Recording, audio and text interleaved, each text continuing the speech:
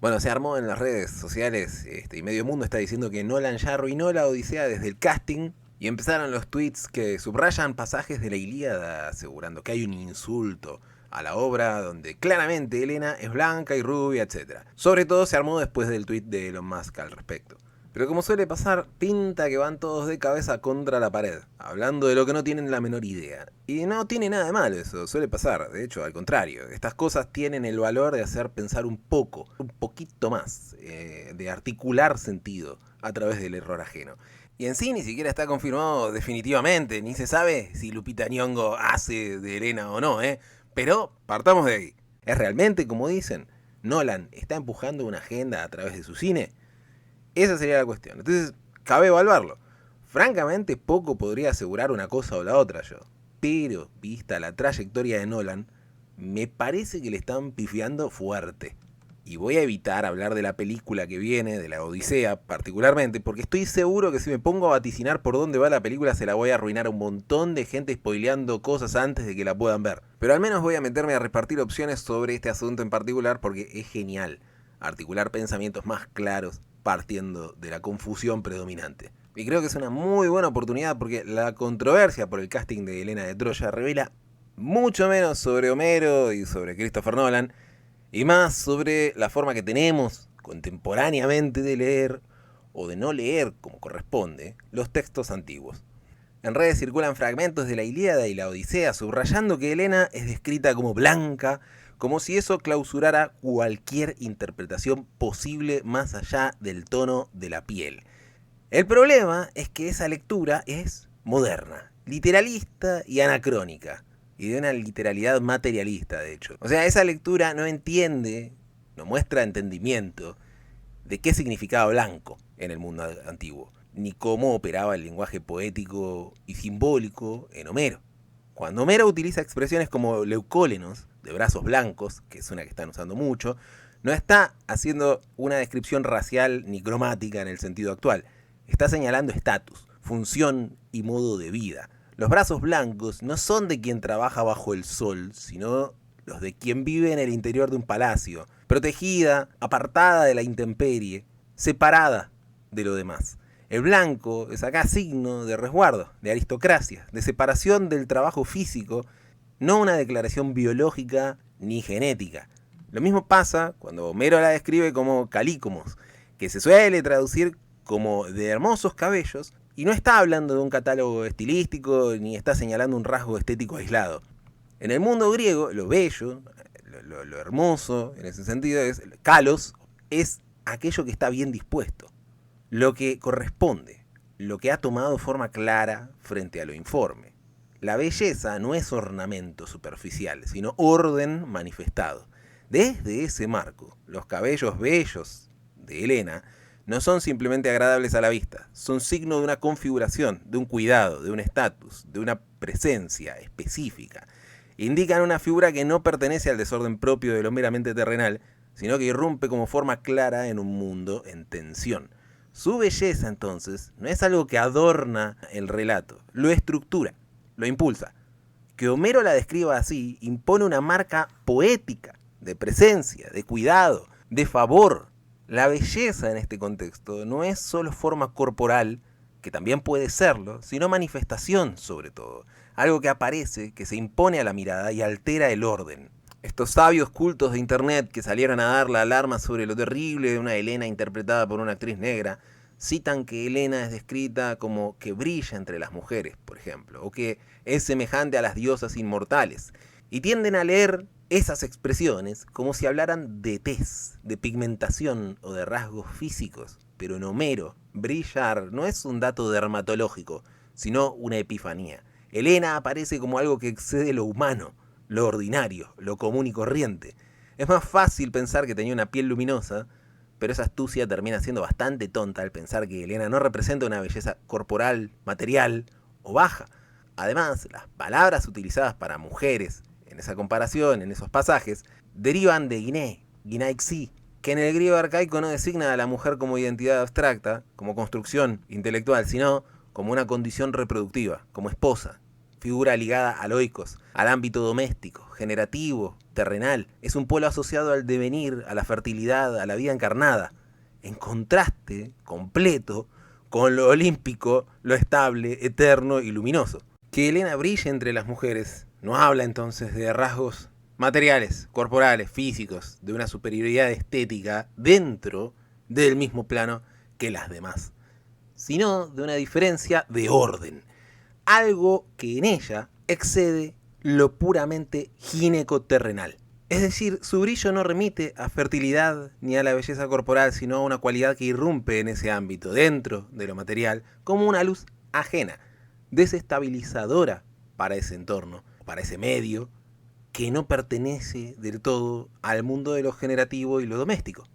Aparte de veras, o sea, están hablando de que tiene una naturaleza divina. Si vos entendés que la comparan con otras mujeres como que es más brillosa simplemente porque la piel la tiene como porcelana o algo por el estilo, es como que quizás te está faltando poner un poquito de atención. Incluso cuando poetas como Safo o Eurípides emplean términos como santé o santos, no están describiendo un color racial moderno, sino una cualidad luminosa, dorada, encendida, ligada al fuego, a lo divino, a lo que atrae y desestabiliza. Ese vocabulario pertenece a un campo netamente simbólico, no antropométrico. Y cuanto más cercana a la modernidad sea la representación de Helena de Troya, más lejos va a estar la comprensión simbólica y más cerca de un arraigo literal materialista va a estar. Leer a Homero como si fuera meramente un cronista que saca fotos del pasado es perder de vista cada palabra que está cargada de sentido. Helena no representa una belleza meramente material o baja, sino una verdad divina e encarnada, una presencia que irrumpe en el mundo humano y lo pone en movimiento. Por eso, no ilumina como el sol pleno, sino que arde como un fuego menor que permite atisbar aquel otro.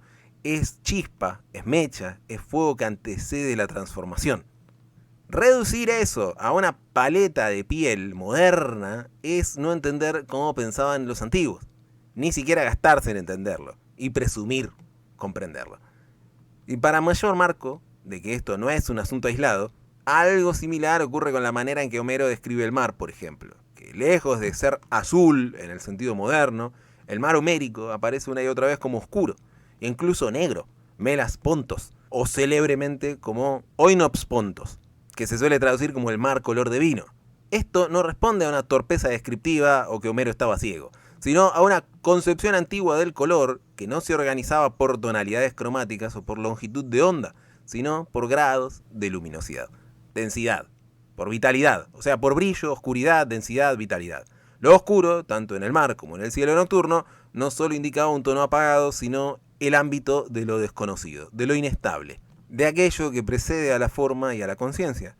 El mar negro es negro porque no es territorio humano, es profundidad, tránsito, peligro y origen. La palabra pontos, de hecho, no excluye el agua, pero enfatiza la función, no la sustancia. No es mar como objeto físico, estático, como un líquido, sino como espacio de cruce, de travesía. Pero insisto, habría que ponerse a pensar que no solo hay una forma distinta de entender los colores, sino todo, ya que la palabra que más se utiliza para mencionar el mar, por ejemplo, pontos, no designa el mar como masa de agua, como decía recién, sino como aquello que debe ser atravesado, o sea, habla de puente. Pero no de puente como una construcción chiquitita como para pasar por arriba de un río o algo por el estilo. No es un lugar específico ni un elemento húmedo necesariamente acorde al término, sino un pasaje justamente. Un puente, pero sin suelo, cuya única función, que es la que describe, es conducir de un estado a otro o separar un mundo de otro. Entonces, si esto se tiene en cuenta, Helena no es simplemente bella, es liminal, es límite. Es hija de Zeus y de Leda. Nace de una unión donde el principio celeste se mezcla con lo animal y lo terrestre. Helena no es sol pleno, no es noche cerrada, pero es antorcha. Es fuego inquieto. Es luz que quiebra la oscuridad, que desordena la estructura de la oscuridad. Y esto lo digo por su propio nombre incluso, que básicamente, de forma reducida, equivale a antorcha. O al menos es una de las hipótesis antiguas más fundamentada o mejor fundamentada, mientras otra vincula el nombre a Elein, o más bien Helen, que equivale a destruir. Y en definitiva, Helena es el fuego que incendia, no que meramente ilumina o es fuente de luz plena, sino aquello que la antecede, como la llama que enciende una mecha antes de una explosión. Pero además, porque en la Ilíada, su belleza es el motor que rompe el mundo, que lleva a la gente del mar a las tierras del Sol Alto, a la región de Anatolia, cumpliendo un rol casi luciferino ella, como estrella del alba que brilla en la oscuridad antes de la salida del sol, del fuego que todo lo enciende. Y quizás, no por casualidad, es que Troya termina en llamas, porque una vez que se obtiene conocimiento, lo que era deja de ser y nace una nueva forma de ver las cosas. Y esto es más pertinente en la Ilíada encima. En la Odisea, Helena ya no es centro radiante, sino figura espectral, portadora de un saber que viene de otro lado, de una experiencia ya consumada. De hecho, está de regreso donde no quería estar. Helena no funda un orden en la Odisea. Y en la Ilíada sirve para incendiarlo, y con eso se termina una concepción antigua del mundo para dar paso a una nueva. Esto es crucial. Los griegos se pensaban a sí mismos como pueblos del mar, de hecho. Y el mar no era un paisaje romántico, sino el dominio de lo informe, de lo cambiante, de lo peligroso, de lo desconocido. Troya, en cambio, es ciudad elevada, oriental, solar, amurallada. Así que la guerra de Troya no es solo un conflicto político o una guerra y chau. Es el choque entre las aguas y la altura, entre lo móvil y lo establecido, entre lo oscuro y el sol. Helena, nacida de ese cruce, es la chispa que permite que el mundo viejo arda para que otro pueda emerger. Desde ese plano simbólico, entonces, porque todo esto que dije es más que nada para llegar hasta acá, su blancura no es pureza moral ni una estética nórdica, sino que es condición palaciega, es función, es gesto. Sus brazos blancos no aran la tierra ni empuñan armas, ofrecen, reciben, no ejecutan la acción violenta, la desencadenan. Y quizás esto sea más delator de un aspecto netamente cognitivo, de una iluminación incipiente que se abre camino en la mirada de las cosas, más que cualquier otro asunto. Incluso, en definitiva, académicamente nadie está de acuerdo con el origen de la palabra que toma el poema homérico, con el tiempo adquiere ese nombre propio como la Ilíada, que aunque no pueda establecerse una derivación etimológica directa entre Ilión, de donde se supone viene Ilíada, y Helios, el sol, el campo simbólico en el que se inscribe Troya es inequívocamente el de la exposición, la altura y la visibilidad. Ilión es la ciudad que se alza, la que se muestra, la que queda a la vista de todos. Es fuego solar, esa es Troya. Y queda pensar por qué aquel poema, claro, cuando uno quiere pensar, ¿no? Queda pensar por qué aquel poema tomaría con el tiempo justamente ese nombre, en vez de Aquileida, por ejemplo, ya que narra la cólera de Aquiles, o algo similar. Por alguna razón el peso enfático está en esa palabra, que posiblemente nos enteremos en algún momento que remite netamente al sol, si se construye bien la historia y se documenta bien la raíz de la palabra, y que inequívocamente remite al sol, desde un aspecto simbólico, tanto como descriptivo. Y eso sí está dado, está a la vista, está claro. Con todo esto a cuestas, quizás haya que atravesar las nociones modernas, lisas, llanas, sin riqueza para la mente. Quizás por eso preguntarse si Helena podría ser negra, en términos simbólicos, no es un disparate, sino una invitación a pensar, no para afirmar una literalidad histórica opuesta, o un fenotipo o algo por el estilo, sino para recordar que los mitos no operan como documentos policiales, sino como mapas de la condición humana y sus fronteras. En otras palabras, el color de su piel quizás sea un elemento que se aprovecha simbólicamente para hablar de una Helena que ya no es tan radiante y que está más conectada con un mundo invisible, intuitivo, propio del subconsciente y la oscuridad, que tiene mucho más que ver con su rol en la Odisea.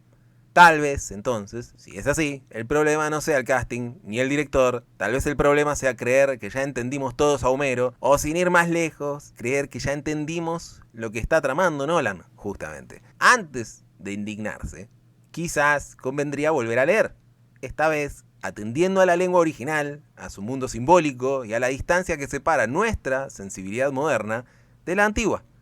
Y claro, quizás así les tomaría un buen tramo de la vida leer un solo libro. Y la prisa y la ansiedad no lo permiten, ¿no? Así que mejor leerlo por encima y pensar que ya lo entendimos, ya está, listo. Pero algo más sencillo y más breve, ya que estamos, ya que leer seriamente algo puede llevar tanto tiempo, podría ser ver la película antes de dictar sentencia. El tipo tiene 12 películas en su haber, una mejor que la otra, Lo más cercano a una agenda woke que tuvo fue que en el peor momento de esa corriente puso a un protagonista negro y a una mujer maltratada por el marido como un núcleo de Tenet, que ni siquiera se enfoca ni se concentra en eso.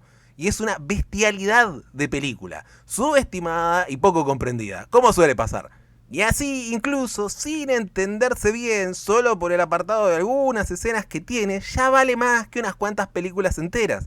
Así que, insisto con mi modesta sugerencia, a no escuchar tantos rumores, ni habladurías de tantos genios de internet, incluso Elon Musk, que todo bien, pero dudo que la literatura griega o el cine sean su campo. Ni siquiera tomen lo que les haya dicho yo como válido. Vayan y busquen, contrasten, entérense.